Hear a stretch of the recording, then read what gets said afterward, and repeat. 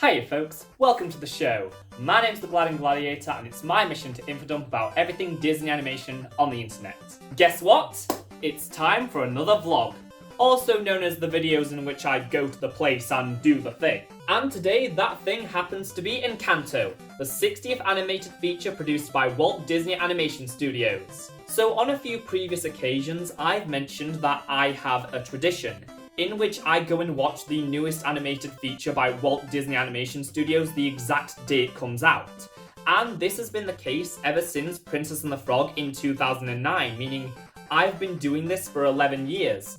And the only movie I haven't seen on opening day in theatres was Raya and the Last Dragon, which couldn't really be helped due to the circumstances, so it doesn't count. And not only is Encanto Walt Disney Animation Studios' 60th animated film, it's also our first original Disney musical since Moana in 2016, which, coincidentally, both Moana and Encanto had music written by Lin-Manuel Miranda, so I previously talked about Encanto when I made a video reacting to the movie's first ever teaser trailer. However, since then, I have not looked at a single piece of promotional material for the film.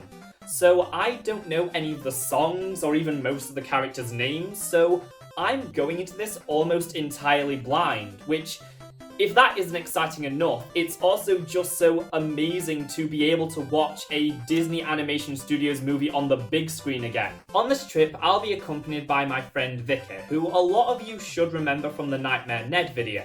And since this is a special occasion, we decided to go to the midnight showing.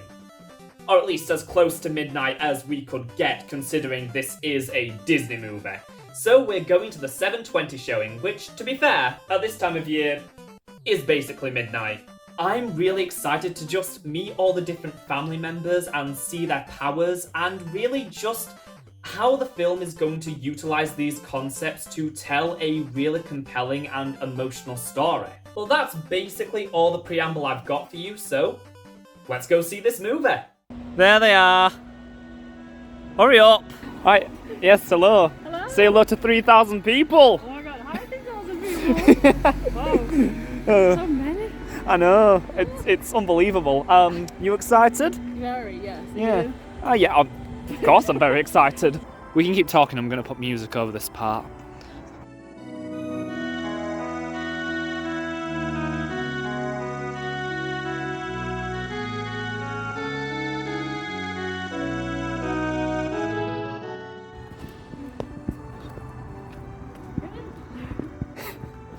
What was that, Vicky? I said, here it is. Oh, wow, I couldn't tell.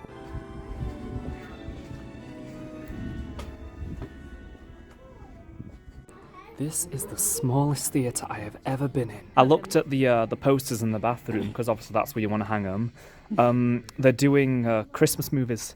They've got Muppets Christmas Carol. Lovely. Alright, we just finished it. How did you enjoy the movie, Vicky? It's so good. It was so good. Oh, the characters, the story, the songs. It was mwah. Yeah, I knew nothing about it before we went in. I but have now- so much to say about it. That was Disney. That's all you can say about it. That And was the, Disney. The short movie as well was Oh yeah, the shot at the beginning. I have so much to talk about. I will talk about it when I get back into my room in a bit. But oh wow. What a lovely movie. I loved how it was a much smaller scale story. There was no big bad, no end of the world conflict. It was a Yeah. very emotional small story about this family. I Yeah, can't get you there in was- frame. You're too small to get in frame, Vicky. There was no like big bad guy. No, it was all like, It was very family heartwarming. misunderstanding and connections. Yeah. Oh, It was very touching. it was beautiful. It was just amazing, and the way it talks about pressure and everything, and Yeah. like family expectations, and like, oh, it was so good. I think it's gonna be really popular. Oh, I hope so. We're gonna be really. I mean, I've got a new hyperfixation. Oh. It's gonna take me a few months to get over that. Personally, it could be on par with like the Frozen. Oh yeah. movies To me, it me. felt very much like a pilot for a TV show. Yeah. Well, possibly. Yeah. I mean, well, Moana's getting one, Tiana's getting one, Yeah. and if this movie is actually in theaters, it's gonna be successful.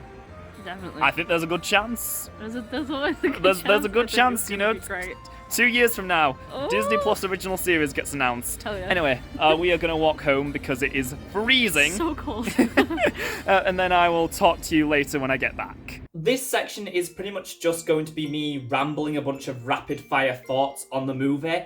And word to the wise, there will be kind of spoilers. I'm not going to go into any major plot details, but I will touch upon the main themes and character arcs of the movie. So Encanto centers around the Madrigal family, who 50 years ago during their darkest moment were blessed with a miracle that grants every single member of their family a special talent when they come of age. They use their talents to help out the members of their community who live in a small secluded village that has essentially been cut off from the rest of the world. That is all except for one. Their daughter Mirabelle, who was never given her own special talent. So she is determined to prove to the rest of her family that she is just as capable as any of them. However, the rest of the family constantly undermine her attempts and tell her that when she tries to help, she's just going to mess everything up, which doesn't really help her insecurities. However, things change when Mirabelle is the only family member to notice that their magical sentient house is starting to fall apart and the candle that gives them all their special abilities is starting to burn out.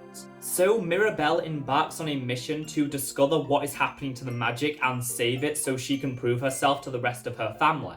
Straight away, what really caught me off guard about this film is how relatively small scale it is compared to other Disney movies. There's no big world-ending threat they have to stop. Instead, the movie pretty much just takes place in that one house. You might be going into Encanto expecting some big, magical, chosen one destiny, prophecy-fulfilling storyline.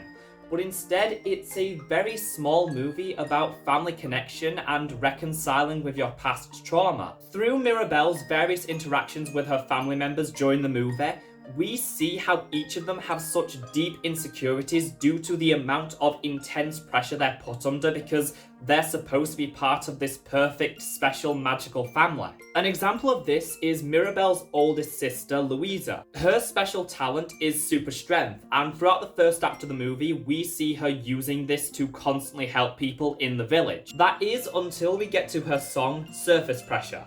We see that she feels if she isn't constantly helping people and being useful to someone, then she feels completely worthless, and that immense amount of pressure is slowly bringing her to a breaking point, and any moment now she could snap. And that is the case with every other member of Mirabelle's family. Throughout the movie, as we get to learn more about them, we see how this legacy constantly hangs over their heads and weighs them down. And all that is a direct result of Mirabelle's abuela, who has essentially taught her family to define themselves by what they can do instead of who they are. This is best exemplified in the character of Bruno, who is a member of the family who was given the special talent of being able to predict the future. However, because bad things happened when he predicted them, this essentially led to him being exiled from the family and his name becoming taboo. And I won't lie, there are a few moments towards the end in which I did get very misty-eyed. The songs in this movie were very interesting. It's like, they're all absolutely fantastic, but it's a very different kind of sound for Disney. There was a lot more of a pop feel to it in a similar vein to Tangled, which gave the movie its own style while also still feeling entirely authentic and genuine to its story, characters, and setting. To be fully honest, when we got to the first musical number, I was enjoying it, but it wasn't really quite grabbing me. But then as soon as we got to Mirabelle's solo, Waiting for a Miracle, that's when I was just hooked into the music and I was just amazed by every single following song. At this point, having only seen the movie once and experiencing the songs in the context of the story, my favourite musical numbers from the movie are What Else Can I Do, Surface Pressure, and Waiting on a Miracle. And even though it is fairly obvious because this is a Walt Disney Animation Studios movie, the visuals were absolutely stunning. Just the amount of detail they put into every single facet of the house and the way it moves and just the fluidity of the character animation, especially during the musical numbers, because this is easily the best choreography that we have ever had in a Disney animated movie. And for this movie in particular, I have to give a huge shout out to the colour palette because it was honestly just mesmerizing.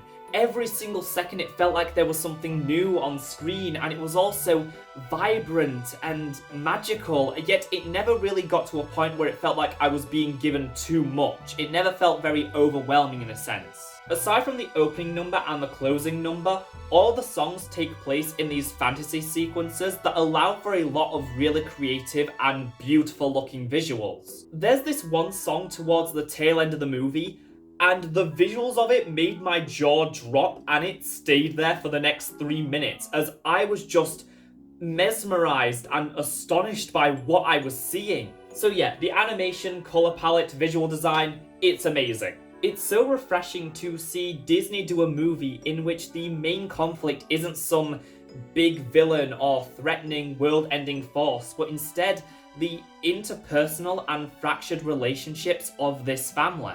It all ties together to create this inventive, sentimental, and moving package that is really like nothing that we've ever seen before coming from this studio in particular. If you get the chance to go watch Encanto for yourself, please do yourself a favour and do it, because while it probably isn't going to change your life or anything, it is such an innovative and unique piece of animation that still feels so distinctly Disney. This movie deserves as much success as possible to tell Disney that we want more of this. We want more smaller, sentimental movies that focus on human connection and relationships, because, as I said, this is something really special and personal and moving, and it's a masterpiece. This is definitely not the last time I will be talking about Encanto.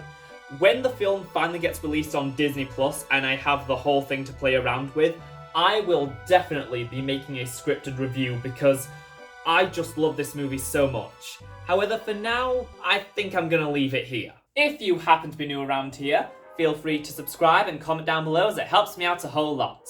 Also, liking the video wouldn't hurt either. And as always, a huge massive thank you to the wonderful, beautiful souls Charles Dugan and Kayla Babington for supporting me over on Patreon. If you want to support the future of this channel and me as a creator, you can do so by heading over and becoming a member of my Patreon, which will be linked in the description and comments down below. But of course, it's entirely optional, and I greatly appreciate every single person who watches and enjoys my content. Thanks so much for watching, folks, and I'll see ya real soon.